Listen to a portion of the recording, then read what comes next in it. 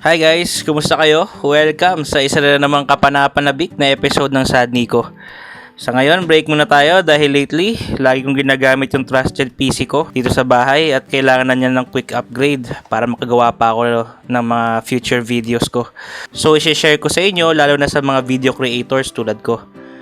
Pero bago yan, kung di ka pa nakapag-subscribe sa channel ko, ano pang hinihintay mo? Click mo lang ang subscribe button at notification bell para sa mga bagong videos tulad nito.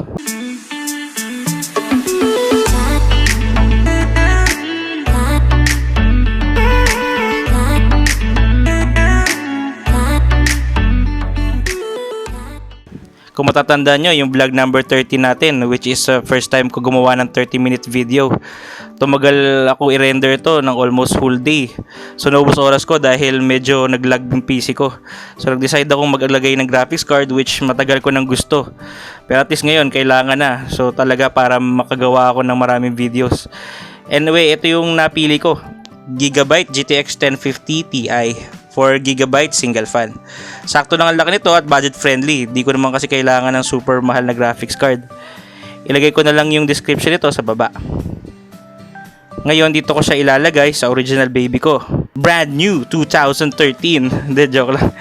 Matagal na. Medyo katagalan na to pero okay pa ito.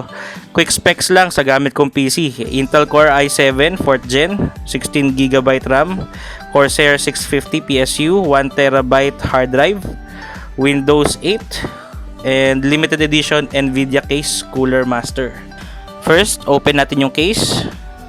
Make sure lang grounded kayo kasi makakasira yan ng parts ng PC.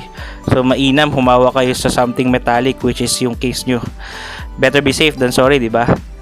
Ngayon grab nyo lang yung GPU nyo, saka make sure yung slot sa likod ay handa na. Carefully place lang yung card sa slot nito. Make sure lang din nakalock yung tab sa gilid. Push nyo lang gently at may maririnig kayong click. Pagkatapos ito, screw nyo lang in place para di na ito gumalaw. Please take note, may mga ilang video cards ang occasional lang ikot ng fan nila. Ito ay pag nag-reach lang sila ng mga certain temperature saka lang ito bubukas. Mayroon din naman mga cards na nangangailangan ng power supply. So ilagay nyo lang yung naaayon na cord mula sa power supply ninyo.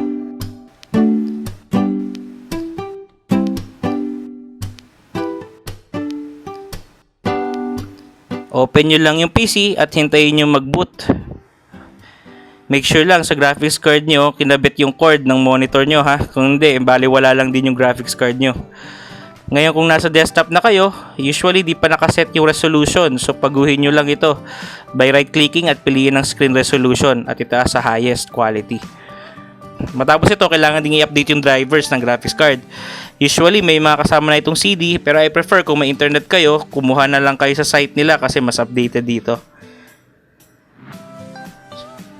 So in our case, hanapin nyo lang yung GTX 1050 Ti D5 4G at driver OS. In my case, Windows 8 64-bit. Matapos nyo i-download at i-install, right-click nyo lang at maseset nyo na ang desired settings nyo na nakatalaga sa card ninyo. So hopefully may natutunan kayo ngayon, especially sa mga gusto mag-upgrade ng equipment nila. Make sure lang compatible yung card nyo sa motherboard nyo. Kung gusto nyo pa ng mga videos sa tulad ito, i-click nyo lang ang subscribe button pati ang notification bell. Kita-kita tayo next time for more quality videos at adventures ko dito sa bahay. See you! Peace!